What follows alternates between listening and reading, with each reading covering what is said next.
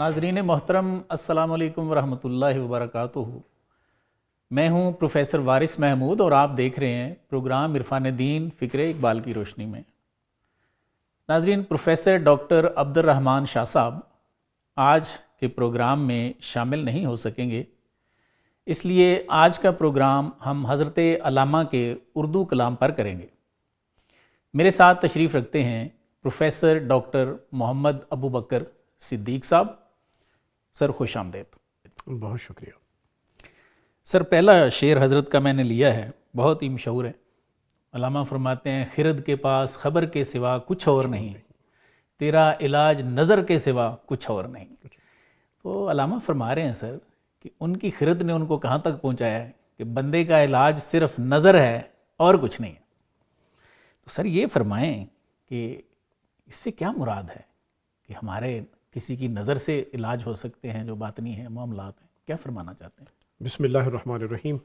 ہم نے اپنے پچھلے پروگرام میں سر جو ڈسکشن کی تھی نظر کے حوالے سے، اگر اسی کو میں جاری کنیکٹ کر دیں جی پلیز۔ تو وہی والی بات کہ یہ صاحب شرح صدر لوگ کہ جنہیں فیضان نبوت ملا اور وہ فیضان نبوت سے جن کے انشراح صدر ہوا اور وہی پھر سینہ در سینہ سینہ در سینہ آج کی نسل تک وہ پھر قیامت تک وہ فیضان جاری رہے، سینہ در سینہ وہ آگے چلتا ہے، وہ چلتا ہے۔ ویسے وہ کسی نے اس پہ بڑا خوبصورت کلام بھی فرمایا، فرماتے ہیں کہ مدرسہ نیست جائے آواز، یہ آواز والا مدرسہ نہیں ہے، میر اسد اینجا سینہ بسینہ راز، یہاں راز ایک سینے سے دوسرے سینے میں منتقل ہوتے رہتے ہیں۔ تو بالکل یہ انشراح صدر، یہ وراثت نبوت ہے جو چلتی رہتی ہے نظر سے نظر۔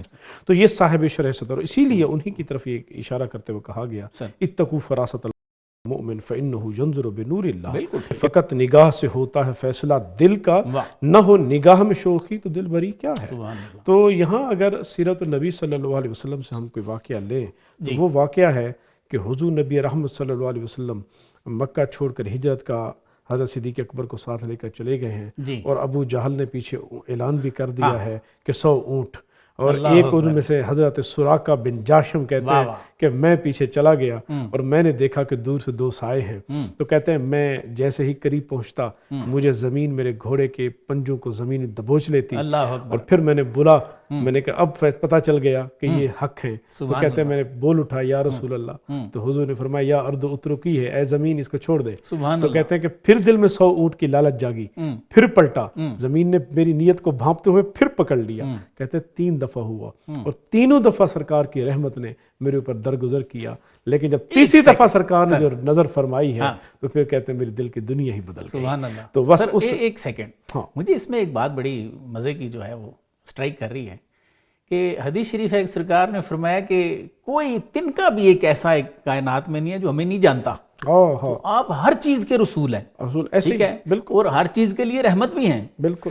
تو ہم تو یہ بات کر رہے تھے کہ ہمارا علاج نظر کے سوا کچھ اور نہیں ہے، تو نظر کی بات تو زمین نے بھی مانی، زمین نے بھی مانی، بالکل ہر چیز پہ آپ کی جو نظر کا تصرف ہے۔ آپ فرماتے ہیں کہ میں اپنی والدہ آمنہ کے شکم اطہر میں تھا، اور جب میں ان پتھروں کو بھی جانتا ہوں، جب وہ گزرتی تھی تو پتھر مجھ پر درود و سلام بھیجتے تھے۔ سبحان اللہ۔ سر یہ بات تھوڑی اگرچہ ہم ڈائیگریس کر جائیں گے لیکن تھوڑا سا ہم ایڈ کر لیتے ہیں۔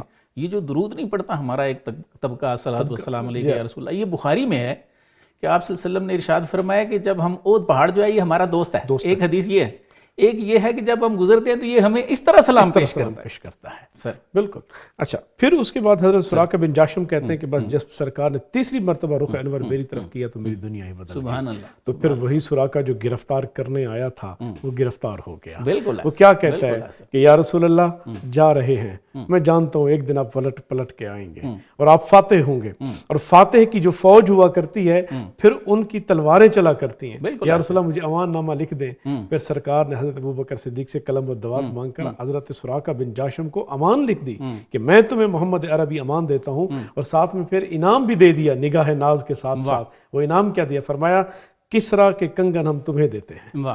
تو پھر یہ مطلب ہے کہ دیکھیں کہ نگاہ تو مثالیں ہی مثالیں ہیں۔ ہم نے پچھلے پروگرام میں وہ تذکرہ کیا تھا، حضرت عمر کا بھی کیا، ان کا کہ قبول اسلام والا، وہ آپ نے نگاہ سے فرمایا کہ جی آتا ہے تو آنے دو، نہیں تو اسی سے اس کا سر قلم کریں گے، اور وہ پھر ایسی نگاہ تھی کہ مسلمان ہو گئے. اور وہ صحابی جو کہتے ہیں کہ بھی میں حضور صلی اللہ علیہ وسلم کو شہید کرنے کی نیت سے طواف کے دوران گیا تو سرکار نے ارشاد فرمایا کہ ابھی بھی وقت نہیں آیا کہ تم دین قبول کر لو. کافر کا بھی ہم نے یاد کیا تھا اس میں وہ درخت کے. تو یہ جو ہے نا نظر، سارا کام ہے ہی نظر، سارا کام نظر کا ہے. ایک کلام مجھے وہ بڑا ہی پیارا ہے، وہ ہر صحابی کے لیے ایسا ہے، ہر جو ایون اس موجودات میں کوئی بھی چیز ہے، وہ جب رحمت ہی وہاں سے تقسیم ہوتی ہے تو وہ نظر رحمت جب پڑے گی تو بدل جائے گا ہر کو. تو مولانا کا ایک کلام مجھے یاد آ رہا ہے، چشم احمد بر بو بکر زدہ، فرماتے ہیں احمد صلی اللہ علیہ وسلم نے اپنی ایک نگاہ ابو بکر پہ ڈالی. چشم احمد بر بو بکر زدہ او از یک تصدیق صدیق شدہ. فرماتے ہیں سرکار کی ایک تصدیق سے وہ جو نظر تھی تصدیق والی ڈالی، صدیق ہو گئے. تو ایسے بے شمار واقعات ہیں. سر دوسرا کلام ہے، عالم ہے فقط مومن جاں باز کی میراث، مومن نہیں جو صاحب لولاک نہیں ہے. اس میں دو چیزیں ہیں. ایک تو یہ ہے کہ حضرت فرما رہے ہیں کہ یہ جو عالم ہے پورا، یہ مومن جاں باز کی میراث ہے، وہ مالک ہے اس کا. دوسرا اس میں فرماتے ہیں، مومن کی بھی تعریف کرتے ہیں، فرماتے ہیں کہ مومن نہیں جو صاحب لولاک نہیں ہے. وہ سر اس میں کیا بتانا چاہ رہے ہیں کہ جو لولاک سے جس کا تعلق نہیں ہے، سرکار کو کہتے ہیں لولاک سے مراد یہ دو احادیث ہیں جی پلیز جو حضور نبی رحمت صلی اللہ علیہ وسلم نے سے آتی ہیں ہماری طرف. جی وہ ایک تو یہ ہے کہ لولاک لما خلقت الافلاق والارضین، اے محبوب اگر آپ نہ ہوتے تو میں یہ نہ دنیا پیدا کرتا نہ آسمان پیدا کرتا. اور دوسری حدیث ہے جس میں کا ذکر یہ ہے کہ وہ حضرت سیدنا آدم علیہ السلام کو جب نفخت فیہ من روحی، جب وہ پھونکی گئی تو جب وہ اٹھ کر کھڑے ہوئے اور انہوں نے عرش کی طرف دیکھا تو حضور نبی رحمت صلی اللہ علیہ وسلم کا اسم گرامی اللہ تعالیٰ نے اپنے اسم گرامی کے ساتھ لکھا ہوا تھا. تو انہوں نے پوچھا حضرت آدم علیہ السلام نے، یا اللہ یہ محمد کون ہے؟ تو وہاں پر جواب میں جو فرمایا لولا ہو لما خلقتک یا آدم، کہ اے آدم اگر وہ نہ ہوتے، ان کو پیدا کرنا نہ ہوتا تو میں تمہیں بھی میں آپ کو بھی پیدا نہ کرتا. تو یہ ہے لولاک. تو سر حضرت علامہ نے اس پہ کلام بھی فرمایا نا کہ اگر نام محمد را نیا ورد شفیع آدم، اگر نام محمد صلی اللہ علیہ وسلم کو حضرت آدم اپنا شفیع نہ بناتے، نہ آدم یافتے توبہ نہ نو از غرق نجینا، تو نہ آدم علیہ السلام کی توبہ قبول ہوتی اور نہ نو علیہ السلام کو طوفان سے نجات. یہ وہی والا فیض ہے لولا کا. اگر آپ نہ ہوتے، اگر حضور نہ ہوتے تو پھر کچھ بھی نہ ہوتا. ٹھیک ہے. تو حضور کا وجود مسعود ہی ساری کائنات، اسی لیے تو کہتے ہیں وجہ کائنات، کہ وجہ کائنات سرکار کا وجود مسعود ہے. تو یہ ہے صاحب لولاک. ٹھیک ہے. یہ اسی کی طرف حضرت اقبال نے اشارہ کیا کہ مومن وہ ہے کہ جس کا تعلق اور جس کی نسبت گنبد خضرا سے جڑی ہے. اچھا سر یہاں پہ ایک بڑا چھوٹا سا نا فیصلہ ہے، وہ ذرا بتائیں اس پہ، کہ سرکار سے تعلق تو ہم تمام مسلمانوں کا ہے. ظاہر ہے ہم سرکار کا کلمہ پڑھتے ہیں، بالکل، تو آپ کی امتی ہیں، ہمیں فخر ہے اس پہ، سہارا بھی ہے یہ. تو ایک تعلق تو یہ عمومی ہے. تو ہم تو یہ نہیں کہہ سکتے یا خیال نہیں کر سکتے کہ جو عالم ہے یہ ہماری میراث ہے. ٹھیک ہے. تو اس سے کون سا تعلق حضرت کا مراد ہے کہ جس کو فرما رہے ہیں کہ وہ ہو تو پھر مومن ہے، اگر وہ تعلق نہ ہو تو مومن نہیں ہے؟ ہم مسلمان تو ہیں، مومن ہونے کا دعویٰ تو نہیں کر سکتے. وہ کون سا تعلق ہے سر؟ وہ تعلق وہ ہے کہ جس کے بارے میں صحابہ کرام سے جب پوچھا جاتا تھا تو یہ بتاؤ کہ ہم کیسے ہو جائیں، تو وہ کہتے کونو ہماری طرح ہو جاؤ، کونو مثلنا، ہماری مثل ہو جاؤ. اور صحابہ کیا تھے؟ صحابہ وہ تھے کہ جن کا اوڑھنا بچھونا ان کا سب کچھ اللہ اور اس کا رسول تھا. تو جو فنا فی الرسول کا مقام ہے، یہ انہی کی ہی یہ حوصلے ہیں اور یہ انہی کے مقامات ہیں جن کے بارے میں اللہ تعالیٰ نے ہمیں سکھایا کہ صراط الذین انعمت علیہم، صحیح، کہ ان لوگوں کا راستہ مانگو جن پر اللہ نے انعام کیا. اور وہ انعمت علیہم کون ہے؟ وہ وہی ہیں جن کا انشراح صدر ہوا اور جن کا باطنی تعلق جو ہے وہ سرکار کے ساتھ جڑ گیا ہے، سے جڑ گیا ہے. صحیح. اور جو حضور کی ذات کے ساتھ وابستہ ہو گئے ہیں، اسی لیے تو ان کو تربیت دی گئی اور ان سے بڑھ کر پھر کسی کو دیکھا ہی نہیں گیا اس انداز میں کہ جس طرح سرکار نے ارشاد فرمایا کہ تمہیں مجھ سے محبت، میری جان، آپ کو اپنی جان سے، آپ کی اولاد سے اور آپ کے مال سے بڑھ کر میری ذات پیاری ہو جانی چاہیے. ہم آج اپنی زبانوں سے یہ کہتے تو ہیں، یہ کہنا کرنا بڑا اس میں جڑا ہوا ہے اس کے ساتھ. سرکار نے فرمایا کہ تم اس وقت تک مومن نہیں ہو سکتے جب تک تمہیں میں تمہاری جانوں سے، مالوں سے، اولادوں سے، ماں باپ سے زیادہ پیارا نہ ہو جاؤں، عزیز نہ ہو جاؤں. تو سر یہ فرمائیں کہ جو شاک ہیں وہ یہ لکھتے ہیں کہ عشق کے لیے کسی کا دیکھنا شرط ہے. اگر آپ نے کسی کو دیکھا ہی نہیں ہے تو آپ اس کے عشق میں گرفتار نہیں ہو سکتے. ٹھیک ہے. وہ یہ سب سے پہلے جو عشق ہے مولانا جامی رحمۃ اللہ علیہ نے فرمایا کہ یہ بھی شمع کے دل میں پیدا ہوتا ہے, پروانے کے دل میں نہیں ہوتا, جلتی ہے پھر. ہاں, وہ فرماتے ہیں کہ وہ پہلے جلتی ہے تو پھر پروانہ آتا ہے. تو مجھے ایسے محسوس ہوتا ہے کہ یہ جو محبت ہے یا عشق ہے یہ بھی پہلے سرکار کے قلب اطہر پہ اس کا پڑتا ہے, جو عکس ہے, نزول ہوتا ہے. تو آپ مہربانی کرتے ہیں, کسی کے خواب میں تشریف لاتے ہیں, جو جو دیکھتا ہے وہ مر جاتا ہے. وہ بالکل ایسے ہے جو حضور نبی رحمت صلی اللہ علیہ وسلم کے ساتھ جڑ گیا ہے. تو دیکھیں ایمان بالغیب والی بات, یہ سرکار دو عالم صلی اللہ علیہ وسلم کی حدیث پاک ہے. سرکار نے فرمایا کہ ایک وقت آئے گا کہ میری امت والے وہ لوگ, ان کو میرا دیدار, میرا شوق ان کو دنیا اور جان اور ان کے مالوں سے بڑھ کر پیارا ہو جائے گا. اور پھر حضور نبی رحمت صلی اللہ علیہ وسلم نے ان کے لیے بڑے فضائل کا تذکرہ بھی اور پھر ان کی حالت وہ ہوگی جو حضرت سبحان کا ہم نے پچھلے پروگرام میں تذکرہ کیا تھا کہ وہ ہر وقت رہتے ہی اسی خیال میں تھے کہ میرا مرنے کے بعد کیا بنے گا. ایسے ہی تو یہ فنا فی الرسول کی منزل ہے. اسی لیے پھر حضرت اقبال وہ کہتے ہیں کہ یہ نسبت, یہ تعلق, بھئی جس کا تعلق اور زندگی کی ساری کاوشیں اللہ کے رسول تک نہیں پہنچی ہیں, تو پھر کہا کہ وہ تو حضور تک پہنچے ہی نہیں. وہ مصطفیٰ برساں خیش را کے دی ہماؤس درباؤ نہ رسیدی تمام بولہبیست. پھر کہا پھر تو وہ ساری بولہبی ان تک پہنچا لو, ان تک پہنچا. اچھا, اس میں ایک اور بھی جو یہ ہمارے اہل عرفان ہیں وہ ایک بات لکھتے ہیں, وہ 3 درجات اس کے لکھتے ہیں جی, فنا فی الشیخ, فنا فی الرسول اور فنا فی اللہ. اچھا, سب سے پہلے وہ کہتے ہیں جی اس کے ساتھ آپ نے اس دور میں پیوند کرنا ہے, جس کو بارگاہ نبوت سے وہ نسبت آ رہی ہے, انشراح صدر کسی کی ہو گئی ہے, تو حضور کی اس سنت کے مطابق جیسے صحابہ نے تقویٰ کی بیعت کی, آپ بھی اس سے بیعت کریں. ٹھیک ہو گیا. تو پھر اس کے بعد جو ہے وہ کہتے ہیں جی آپ میں اس کی محبت پیدا ہو جائے گی, اور اس کی محبت چلتے چلتے آپ کو جہاں سے وہ نور آ رہا ہے تو ایک دن وہ راستہ کھل جائے گا, سرکار کی زیارت ہو جائے گی. بالکل صحیح, بالکل. تو جب سرکار کی محبت میں گرفتار ہو جائیں گے تو فائنلی کہتے ہیں جی one day you will reach اللہ المائٹی. واللہ ورسولہ احق ان یرضوہ. سبحان اللہ. یہاں پر ایک ضمیر ذکر کی, کیوں؟ کیونکہ اللہ اور اس کے رسول رضا ایک ہے. تو اس رضا میں تو کوئی فرق نہیں, ذاتیں جدا ہیں, رضا ایک ہے. اسی طرح یا ایھا الذین آمنوا لا تقدموا بین یدی اللہ ورسولہ, یہاں مفسرین نے کہا کہ اللہ سے پہل کیسے ہو سکتی ہے, اللہ تو ان چیزوں سے پاک ہے. تو کہا جو اللہ کے رسول سے پہل کرے گا, اس کا مطلب وہ اللہ سے پہل کر رہا ہے. صحیح. تو یہاں اللہ تبارک و تعالیٰ نے اسی لیے تو انشراح ہو جائے گی تو اسی کا نور ہی تو آ رہا ہے. ٹھیک ہے, وہی فیض ہے, بزرگوں نے بڑے کلام فرمائے ہیں, وراثت میں چلتا ہو امت تک. اس پہ بڑی باتیں جو ہیں وہ مشائخ نے لکھی ہیں. مولانا فرماتے ہیں کہ ان کو دو نہیں سمجھنا, اب اس کا ادب احترام ویسے ہی کرنا ہے جیسے آدم علیہ السلام کا ادب احترام جو تھا وہ فرض تھا, اور جس نے نہیں کیا وہ مردود ہو گیا. بالکل ایسے ہی. بلکہ اس میں میں آپ کو یہ بتاؤں, امام مالک مسجد نبوی میں تشریف فرما تھے, تو خلیفہ ابو جعفر صادق نے وہاں پر ایک حکم دیا اور اونچی آواز میں دیا. تو حضرت امام مالک غصے میں آ گئے, اور آپ نے فرمایا خلیفہ یہ کیسے مجال ہوئی کہ سامنے سرکار دو عالم صلی اللہ علیہ وسلم تشریف فرما ہے اور تم نے اونچی آواز میں حکم دیا. تو وہاں پر خلیفہ نے ایک سوال کیا, اس نے کہا پھر امام صاحب مجھے ایک پریشانی میں ڈال دیا آپ نے, مجھے یہ بتائیں کیا اب بھی اللہ کے رسول کا ادب ویسے ہی ہوگا جس طرح کہ حضور کی حیات طیبہ میں حکم ہوا تھا؟ تو حضرت امام مالک نے ارشاد فرمایا بالکل جس طرح حضور نبی رحمت صلی اللہ علیہ وسلم کا ادب ان کی زندگی میں ہوتا تھا, اب بھی ادب ویسے ہی ہوگا. لہذا لا ترفعوا اصواتکم فوق صوت النبی, یہ ہو ہی نہیں سکتا کہ مسجد نبی میں بیٹھے ہوئے آپ کی آواز اونچی ہو جائے. بالکل ایسے مقام ادب ہے, مقام ادب ہے. بالکل ایسے, بالکل ایسے. ڈاکٹر صاحب اگلا کلام میں نے لیا ہے, دل مردہ, دل نہیں ہے اسے زندہ کر دوبارہ.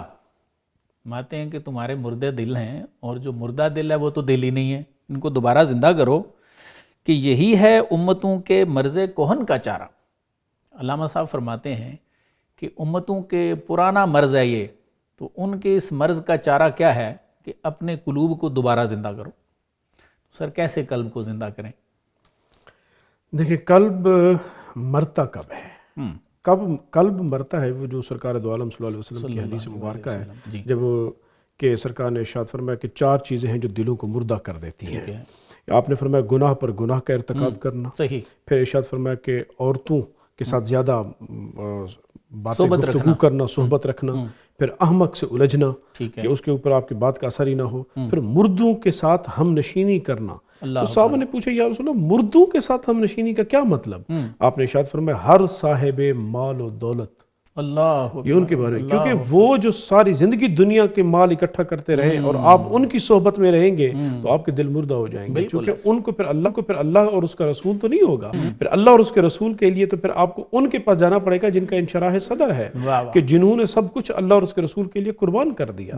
پھر آپ ان کی صحبت میں بیٹھو گے تو پھر ان سے وہ فیض پاؤ گے جو آپ کے دلوں کو جلا بخشے گا۔ تو اسی لیے حضرت اقبال وہ کہتے ہیں کہ یہ جو وہی دیرینہ بیماری، وہی نامحکمی دل کی، علاج اس کا آب نشاط انگیز ہے ساقی۔ کیا مطلب؟ یعنی وہ جو قرآن مجید بار بار کہہ رہا ہے کہ الا بذکر اللہ تطمئن القلوب، کہ اللہ کے ذکر کی چوٹیں ہی اللہ کی ضربیں دل پہ لگاؤ گے تو یہ دل کا پمپ آپ کا چلے گا، یہ دل کو زندگی نصیب ہوگی۔ اور دوسرا طریقہ ہے صاحب نظر کی صحبت، کہ نظر پڑے گی تو آپ کا دل زندہ ہو جائے گا۔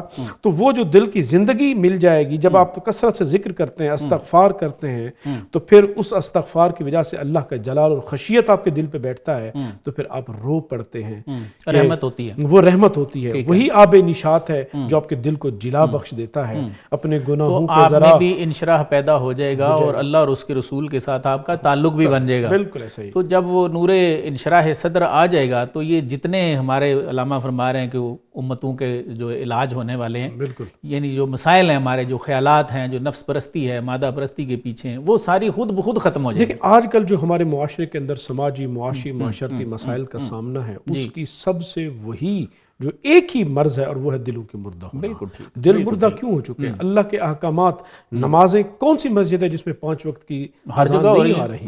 ہر جگہ سے آ رہی ہے۔ کون سی جگہ ہیں جب مبلغین تبلیغ نہیں کر رہے ہیں، جہاں واعظین واعظ نہیں کر رہے ہیں، لیکن تبدیلی کوئی نہیں۔ وجہ کیا ہے؟ وجہ وہی ہے بالکل کہ بھئی وہی دیرینہ بیماری، نامحکمی دل۔ پیر رومی نے اس پہ ایک بڑا مزے کا کلام فرمایا۔ آپ فرماتے ہیں ہر کے از دیدار برخوردار شد، اب اس کے دل میں وہ نور آ گیا ہے، واصل ہو گیا ہے۔ اب جس نے وہ دیدار کا پھل کھا لیا ہے، خاص سرکار کی صورت میں دیکھ لے یا اس سے بھی آگے معاملہ بڑھ جائے، جس پہ ہم لوگ تو ایمان بھی کم لاتے ہیں کہ جی نہیں، اللہ کے پاس تو کوئی پہنچ ہی نہیں سکتا۔ تو علامہ نے تو فرمایا، ہم نے دیکھا اس کو، وہ فرماتے ہیں کہ ہر کے از دیدار برخوردار شد، جو دیدار کا پھل کھا لیتا ہے نا، این جہاں در چشمے وہ مردار شد، تو فرماتے ہیں کہ یہ جہان اس کی نظر میں مردار جیسا ہو جاتا ہے، اس کو بو آتی ہے ایسے، وہ ان کے پیچھے بھاگتا ہی نہیں ہے، ایسا ہی۔ تو علاج خود بخود ہو جاتا ہے۔ سر اس سے اگلا کلام بڑا پیارا ہے، سارے ہی بڑے پیارے ہیں، وہ اس کے میں نے 2-3 شعر جو ہیں وہ آپ کے لیے رکھے ہیں۔ علامہ فرماتے ہیں ستاروں سے آگے جہاں اور بھی ہیں، ابھی عشق کے امتحان اور بھی ہیں۔ پھر فرماتے ہیں تہی زندگی سے نہیں یہ فضائیں، یہاں سینکڑوں کارواں اور بھی ہیں۔ ایک تو فرماتے ہیں کہ ستاروں سے آگے بھی اور جہان ہیں، پھر فرماتے ہیں کہ یہ جو فضائیں ہیں یا فضا ہے، فرماتے ہیں اس میں سینکڑوں کاروان ہیں، اس کو ایسے خالی نہ سمجھو۔ پھر کہتے ہیں جی قناعت نہ کر عالم رنگ و بو پر، چمن اور بھی آشیاں اور بھی ہیں، اور بھی چمن ہیں اور بھی آشیاں ہیں، تو شاہی ہے، وہی بڑا مشہور ہے، پرواز ہے کام تیرا، تیرے سامنے آسماں اور بھی ہیں۔ تو سر یہ بتائیں کہ علامہ یہ جو مختلف جہانوں کی بات کر رہے ہیں، تو کیا یہ دیکھ کے کر رہے ہیں؟ کیونکہ آپ نے اپنی معراج کا واقعہ تو لکھا ہے اس میں جاوید نامہ میں، کیا کہنا چاہتے ہیں علامہ؟ دیکھیں جہاں تک ان مقامات کی بات ہے، سر احادیث میں تو ثابت ہے، اور مختلف ہمارے بزرگان دین جو تھے اور ان سے بھی یہ ہے کہ کم سے کم 18,000 عالم ہیں، بالکل ایسا، اور اس کا مطلب ہے ہر مقام سے آگے مقام ہے تیرا۔ واہ، لَتَرْكَبُنَّ طَبَقًا عَنْ طَبَقٍ، واہ، کہ تم ضرور، یہ ہے کہ لا کا مطلب ہوتا ہے ضرور بھی ضرور، کہ تم درجہ بدرجہ تم ترقی کرو گے۔ تو یہ اللہ تبارک و تعالیٰ نے تو یہ انسان کے تسخیر میں دے دیا ہے۔ اب کوشش انسان نے کرنی ہے کہ بھی وہ کم سے کم اب کن کے ساتھ جڑے۔ ہم باہر یہاں پہ کھاتے ہیں کہ ہم چلتے ہی نہیں ہیں، ہم شروع سے انکار کر دیتے ہیں، وہ کہتے ہیں نہیں جی جس جہان میں ہم ہیں نا، جیسے میں اس سے باہر نہیں جا سکتا، اور انسان کی جو پہنچ ہے یا اس کی اڑان وہ یہیں تک ہے، بالکل راستہ ہی بند کر راستہ ہی بند کر دیتے ہیں خود. چونکہ اللہ تبارک و تعالیٰ نے جب بتا دیا ہے کہ بھئی اگر تو تم نے ان مقامات کی طرف جانا ہے تو بھئی پھر راستہ وہ چنو جو راستہ تمہارے لیے منتخب کیا ہے. صراط الذین انعمت علیہم, صاحب انعام لوگوں کے راہ پہ چل پڑو. ان جو بابے ہیں ان بابوں کے ساتھ خود کو جوڑ لو تو لترکبن طبقا عن طبق, تو ہم پھر تمہیں وہ ترقیاں بھی دیں گے, وہ عزتیں بھی دیں گے جو تمہارے اسلاف کو تمہیں ملی تھی. اچھا, پھر اسی طرح یہ جو عالم ہیں, عالمین ہیں مختلف, یہ تو حضرت باجزید بستامی آپ خود ایک دفعہ تشریف فرماتے تو آپ اٹھ کر قدم اٹھاتے پھر بیٹھ جاتے. آپ فرمائے میں قدم اٹھاتا ہوں تو دنیا تمہارا جہان ختم ہو جاتا ہے. تو آج کل تو سائنٹیفک تھیریز اس کو ثابت کر رہی ہیں, جو ایک ریلیٹیوٹی تھیریز ہیں وہ بھی آپ اس کی طرف آ گئی ہوئی ہیں یہ کہہ کر. تو اس کا مطلب یہ ہوا کہ ہم یہ جو بات کر رہے ہیں کہ بھی یہ جو مقامات ہیں یہ ہر ایک مقام کے بعد اور مقام ہے, یہ لامتناہی سلسلہ ہے جس کو ہم کہتے ہیں نا کبھی فنا فی الشیخ فنا فی الرسول ہیں, بہت بڑے صوفی ہیں, یقیناً حضرت نے کچھ دیکھا ہے تو یہ جھوٹ تو نہیں بول رہے. اور پھر یہ مقامات وہی بیان کرتا ہے جس کی آنکھوں کے سامنے سے راز ہٹے. بعض لوگ کہتے ہیں کہ جی یہ تخیل ہے, حالانکہ حضرت یہ تخیل والا راستہ بھی لوگوں کا بند کر کے گئے ہیں. آپ نے فرمایا نبینی خیر ازاں مرد فرودست, میں اس کمینے سے کبھی خیر کی بات تمہیں نہیں نکلے گی, کبھی نہیں سنو گے کہ برمن تومت شعر و سخن بست, جس نے مجھ پہ شعر و سخن کی تومت باندھی ہے. دیکھیں تو تخیل تو شعراء کا ہوتا ہے, وہ فرماتے ہیں میں شاعر ہوئی نہیں. دیکھیں یہ بات یقین کے ساتھ آپ خود سوچیں کون کہہ سکتا ہے. ایک ہوتا ہے نا کہ میں ایسی گمان سے بات کر رہا ہوں, لیکن یہاں ٹون دیکھیں, اپنی اصلیت سے ہو آگاہ اے غافل کہ تو, غافل کہہ رہا ہے, اور تو اے غافل کہ تو قطرہ ہے لیکن مثال بحر بے پایاں بھی ہے, کیوں گرفتار طلسم ہیچ مقداری ہے تو, دیکھ تو پوشیدہ تجھ میں شوکت طوفان بھی ہے, تو ہی ناداں چند کلیوں پہ کنات کر گیا ورنہ گلشن میں علاج تنگی داماں بھی ہے. ڈاکٹر صاحب اگلا کلام میں نے لیا ہے, نہ تو زمین کے لیے ہے نہ آسمان کے لیے, جہاں ہے تیرے لیے تو نہیں جہاں کے لیے. تو سر یہ فرمائیں کہ ہم کہاں کے لیے ہیں, ہماری منزل کیا ہے؟ علامہ تو فرما رہے ہیں نہ تو زمین کے لیے ہے نہ آسمان کے لیے, یہ جہان تو واقعی تیرے لیے ہے لیکن تو جہان کے لیے تھوڑا ہی ہے. کیا منزل ہے انسان کی سر؟ دیکھیں وہ فارسی کا ایک جملہ ہے کہ منزل ما کبریاست, بالکل ایسے کہ میرا مقصود تو وہی ہے جو قرآن کی آیت کہہ رہی ہے, قل ان صلاتی و نسکی و محیایا و مماتی للہ رب العالمین. بالکل ایسے کہ سب کچھ جو ہے میرا اٹھنا بیٹھنا, میرا جینا, میرا مرنا, میری قربانیاں, سب کچھ میرا وہ کبریا ہے. اب جیسے اور قرآن میں بہت ساری جگہوں پہ ہے بالکل کہ اٹھو رات کے کچھ, وہ سرکار کو خطاب ہے بیسیکلی, تو شاید وہ راضی ہو جائے, شاید وہ راضی ہو دن اور رات کے حصوں میں شاید وہ راضی ہو. تو اصل کام تو ہے اس کو راضی کرنا, اس تک پہنچنا. سر اگر اس تک پہنچ گئے تو پھر اس کا مطلب ہے مقصود حیات مل گیا, اور ہماری منزل وہی ہماری منزل ہے.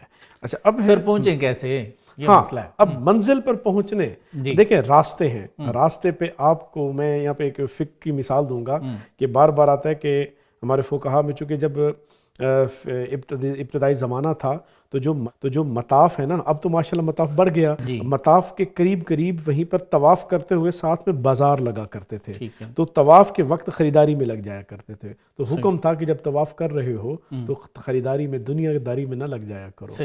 تو یہ ہے کہ جب آپ مقصود کے گرد چکر لگا رہے ہو تو پھر آپ کو دنیا کی طرف شہوات لبھائیں گی, وہ آئیں گی کہ آؤ وہاں آپ کو کیا قرآن مجید کیا کہتا ہے آپ کو, زُيِّنَ لِلنَّاسِ حُبُّ الشَّهَوَاتِ مِنَ النِّسَاءِ والبنین والقناطیر المقنطرۃ من الذهب والفضة والخیل المسومۃ, یہ ہے وذالک متاع الحیات الدنیا واللہ عندہ حسن المآب. کہہ رہے کہ تم جب اللہ کی راہ کی طرف چلو گے تو پھر تمہاری توجہات کو لبھانے کے لیے کیا کیا چیزیں آئیں گی, کہا اور خوبصورت عورتیں بھی تمہیں لبھائیں گی, تمہیں سونے چاندی کے ڈھیر بھی لبھائیں گے, کثرت اولاد کی خواہش بھی تمہیں لبھائے گی, اور پھر تمہیں یہ کہ بھی میری سواریاں خیل المسومہ, اور یہ تمہارے جانور جو تم چپائے, یہ ساری کی ساری چیز دنیا کا مال ہے, یہ تمہیں اللہ کی طرف سے تمہیں غفلت کی طرف مبتلا کرے گی جنہیں ہم نے خوشنما بنایا ہے. مولانا نے ایک بڑی مزے کی بات یہاں پہ کی ہے سر. حضرت رومی فرماتے ہیں کہ جب اللہ فرما رہے ہیں نا کہ یہ جو ساری چیزیں جو آپ نے گنوائی ہیں تو یہ ہم نے آپ کے لیے خوشنما بنائی ہیں, آپ فرماتے ہیں خوشنما چیز وہ بنائی جاتی ہے جو اصلی نہیں ہوتی, دھوکہ ہوتا ہے, دھوکہ ہوتا ہے. تو فرماتے ہیں اللہ میاں فرما بھی رہے ہیں کہ یہ ہے اصل نہیں ہے, ہم نے خوشنما بنا کے دکھائی ہے, تو اس میں پڑھنا نہیں ہے. وہ میں نے شیخ واصف علی واصف جو گزرے ہیں ان کا شاید ایک جملہ پڑھا تھا، انہوں نے کہا کہ جو دھوکہ ہوتا ہے ظالم خوشنما بہت ہوتا ہے، اسی لیے انسان کھا جاتا ہے اس کو۔ تو کہا کہ خودی کی یہ ہے منزل اولی، مسافر یہ تیرا نشیمن نہیں، بالکل، کیونکہ تم اس کو نشیمن بنا بیٹھتے ہو نا۔ بالکل، تیری آگ اس خاک داں سے نہیں، جہاں تجھ سے ہے تو جہاں سے نہیں، بڑھے جا یہ کوہ گراں توڑ کر، طلسم زمان و مکان توڑ کر۔ سر تھوڑا سا اشارہ فرما دیں کہ یہ ہمیں سب کو اچھا لگتا ہے، امید بھی ہوتی ہے اللہ کی رحمت کی، اور کوشش بھی کرتے ہیں، کیسے اس تک ہمارا تعلق بن سکتا ہے؟ یہ تعلق بالرسالت ہے۔ واہ! اور تعلق بالرسالت کیسے بنے؟ تعلق بالشیخ، اور شیخ بھی کون سا؟ شریعت و طریقت کا جامع ہے۔ واہ! بس یہ کمال کا ایک ہے۔ حضرت امام مالک نے کہا، کسی نے پوچھا کہ حضرت ہم کس کو اپنا شیخ بنائیں، تو انہوں نے کہا تھا کہ من تفقہ لم یتصوف فقط تزندکا، ومن تصوف لم یتفقہ فقط تفسکا، ومن جمع بینہما فقط تحققا، کہ جس نے تفقہ پایا اور تصوف نہ پایا وہ زندیق ہے، اور جس نے تصوف پایا اور تفقہ نہ پایا کہا وہ فاسق ہے، اور جس نے دونوں کو جمع کر دیا وہ حق کو پا گیا۔ ابن فضل ایک بزرگ ہوئے ہیں یہ طریقت میں، تو ان کا ایک کلام میں دیکھ رہا تھا، آپ فرماتے ہیں کہ ہر چیز جو زندہ ہے وہ بولتی ہے۔ واہ! باتیں ان کی بڑی سادہ سی ہوتی ہیں، ہر جو زندہ چیز ہے وہ بولتی ہے۔ وہ فرماتے ہیں کہ اللہ تعالیٰ بھی حی و قیوم ہے،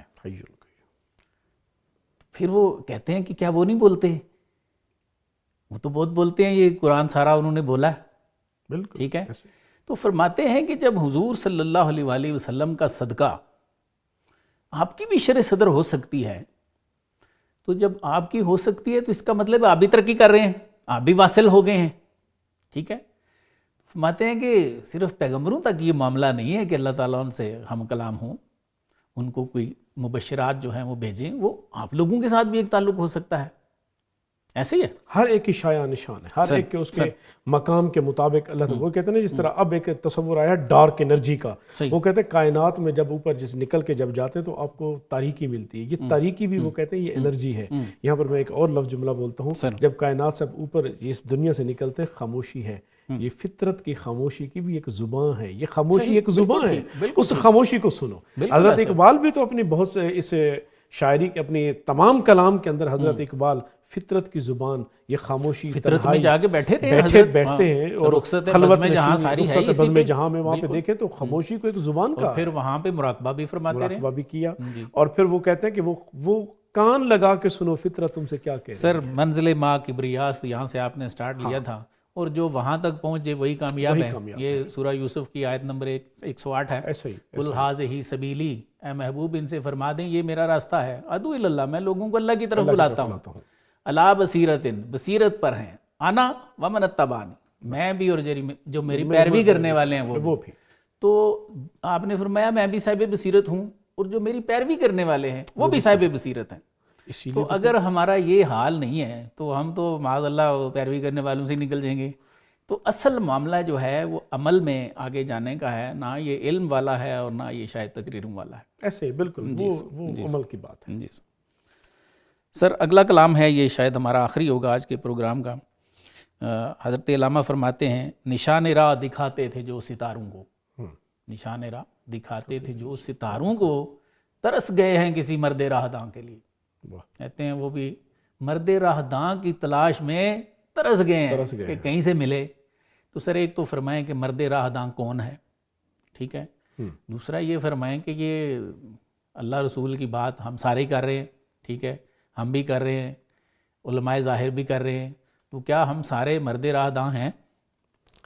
سر یہاں بات آتی ہے کہ مرد راہ داں، کیونکہ مرد راہ داں وہ ہے جس نے ہدایت دینی ہے، جس نے آپ کی رہنمائی کرنی ہے۔ بالکل ایسا، اگین وہی بات، لفظی مطلب دیکھیں تو اس سے مراد ہے مرد راہ داں، راستہ جاننے والا، ٹھیک ہے، اور وہ کون ہے؟ صراط الذین انعمت علیہم، ان لوگوں کا راستہ، وہ ماڈل ہے، صراط الذین انعمت علیہم۔ چار اچھا، وہ جو ہیں صدیقین، نبیین، شہداء، صالحین، یہ ہے صراط الذین انعمت علیہم۔ اچھا، یہ ہے وہ جو جن کا شرح صدر ہے، یہ اصحاب شرح صدر ہے، ان کی اطاعت کرو۔ حضور نبی رحمت، اب آپ کی بات آتے ہیں، آپ نے کہا نا کہ کیا علماء ظاہر، یہ اب جو حضور نبی رحمت صلی اللہ علیہ وسلم نے علم دو طرح کے ہیں. جی. ایک علم وہ ہے جو باطن ہے، جو دل کو آتا ہے، پھر ارشاد فرمایا وہی ہے جو نافع ہے، سبحان اللہ. جس کو آپ علم نافع کہتے ہیں. اور وہ علم اترتا ہے، وہ کسبی ہے ہی وہ نہیں. کسبی ہے ہی نہیں. بالکل پھر ٹھیک ہے. ارشاد فرمایا دوسرا علم ظاہر ہے، اور وہ جو زبان پر ہوتا ہے. پھر فرمایا یہ لوگوں پر اللہ کی حجت ہے. واہ. یعنی جو تم کہتے تھے تم نے کیا کیوں نہیں، یہ قیامت کے دن تمہارے گلے کا پھندا بنے گا. بالکل ٹھیک ہے. اور وہ جو علم تمہارے دل پہ نازل ہوتا بیسیکلی یہ بھی ہدایت کے لیے ہے، یہ راستہ دکھانے والا ہے. بالکل جی بالکل وہ راستہ دینے والے ہیں. جس طرح حضرت اقبال نے اپنی پیر رومی اور مرید ہندی میں، تو مرید ہندی کے طور پہ حضرت اقبال کہتے ہیں نا کہ چشم بینا سے ہے جاری جوئے خون، علم حاضر سے ہے دین زار و زبوں. کہتے ہیں کہ حضرت میں تو روئے روئے جا رہا ہوں، خون کے آنسو رو رہا ہوں، اور دیکھو کہ علماء بھی ہیں، سب کچھ ہے، لیکن دین کی حالت یہ ہے کہ ہم تو زار و زبوں ہیں. کیا وجہ ہے؟ تو پیر رومی نے کیا جواب دیا؟ کہا علم را برتن زنی مارے بود، علم را بر من زنی یارے بود. حقیقت یہ ہے کہ تمہارے علماء وہ کیا کر رہے ہیں؟ وہ علم کو تن پروری کا ذریعہ بنائے بیٹھے ہیں. اگر علم من پہ اگر چوٹ لگ جائے تو پھر کوئی اگر علم من پہ مارے گا، پیر مہر علی شاہ بنے گا، یا کوئی حضرت داتا علی ہجویری بنے گا، یا پیر معین الدین چشتی اجمیری بنے گا، تو پھر وہ جو ان کے ساتھ لگیں گے لاکھوں کے لاکھوں ہدایت پا جائیں گے. تو وہ چیز اصل میں نہیں ہے. علم وہ جو باطن پہ آیا ہے، وہ جو عمل میں آ کر اترے گا، اس کی کمی آ رہی ہے. اسی لیے حضرت اقبال پھر جب اپنے دو اثر کی طرف نظر اٹھا کے دیکھتے ہیں، کیا کہتے ہیں؟ صوفی کی طریقت میں فقط مستی احوال، ملا کی شریعت میں فقط مستی گفتار، شاعر کی نوا مرد و افسردہ، افکار میں سر مست نہ خوابیدہ نہ بیدار. وہ مرد مجاہد نظر آتا نہیں مجھ کو، وہ جس کی رگو پے میں فقط مستی کردار. وہ مستی کردار ہی نہیں ہے، وہ علم جو من پہ مارنا ہے، اللہ تک پہنچانا عمل ہی ہے. وہ جب تک نہیں ہے، آپ دیکھیں جو ذکر کثیر ہے اس کا طریقہ ہو یا کسی پاک کی صحبت ہو، تو یہ دونوں کے لیے آپ کو ظاہرہ نکلنا پڑے گا، کچھ نہ کچھ کرنا پڑے گا. اس کا جو اگلا حصہ ہے وہ میں بڑا پیارا ہے، وہ آپ کی نظر کرتا ہوں. ضرور. آپ فرماتے ہیں مشکرا بر تن مزن، خوشبو کو دل پہ جسم پہ نہ مال، بر دل بزن، دل پہ مار. پھر وہ آگے بتاتے بھی ہیں کہ مشک کس کو کہہ رہے ہو؟ مشک خوشبو کو کہتے ہیں فارسی میں. مشکرا بر تن مزن، جسم پر نہ اس کو مار، بر دل بمال، اس کو دل پہ مل. ماتے ہیں مشک چیز، بتاؤں مشک کیا ہے؟ نام پاک ذوالجلال، اللہ کا پیارا نام ہے، وہ بتا رہا ہوں. تو اس کو جسم پہ یعنی ظاہری علم جو ہے ذکر ہے، اس سے آگے چل تو دل کا ذکر جو ہے نا خفی، وہ اختیار اللہ کی ضربے لگا، ذکر خفی. پھر آگے بڑا خاص کلام ہے. آپ فرماتے ہیں عام منافق مشکرا بر تن میں نہد. کیسا منافق بندہ ہے کہ اس اللہ کے نام کو، اس مشک کو جسم پہ مارتا ہے، زبانی ذکر کرتا ہے. وَرُوحُ را درکار گلخن میں نہد، اس کی روح گند کی بٹی میں ہوتی ہے، اس کا اندر پاک ہی نہیں. تو فرما رہے ہیں کہ اس میں وہ ذکر خفی کی تعلیم ہے کہ وہ کرو گے تو پھر تمہارا یہ جو قد افلح من تزکا ہے یہ ہو جائے گا، اور تم بھی ظاہر ہے اللہ تعالیٰ کے واسطے. اور اسی کلام کو حضرت اقبال نے اسی انداز میں کہا، اپنے من میں ڈوب کر پاجا سراغ زندگی، تو اگر میرا نہیں بنتا نہ بن اپنا تو بن. من کی دنیا سوز و مستی جذب و شوق، تن کی دنیا سود و سودا و مکر و فن. من کی دولت ہاتھ آتی ہے تو پھر جاتی نہیں، تن کی دولت چھاؤں ہے، آتا ہے دھن جاتا ہے دھن. اچھا، اس میں ایک آخری شاید یہ ہمارا جملہ ہو یا کلام ہو، ایک خاص بات میں نے دیکھی ہے مشائخ کے ہاں لکھی ہوئی، کیونکہ مجھے الحمدللہ میں نے کافی پڑھا ہے اس پہ. تو وہ جو حضرت علامہ نے فرمایا نا کہ من کی دولت ہاتھ آ جائے تو پھر جاتی نہیں، اس پہ بہت سارے صوفیاء نے کلام فرمایا. وہ فرماتے ہیں جب ایک دفعہ شر صدر ہو جائے نا تو دوبارہ بند نہیں ہوتی.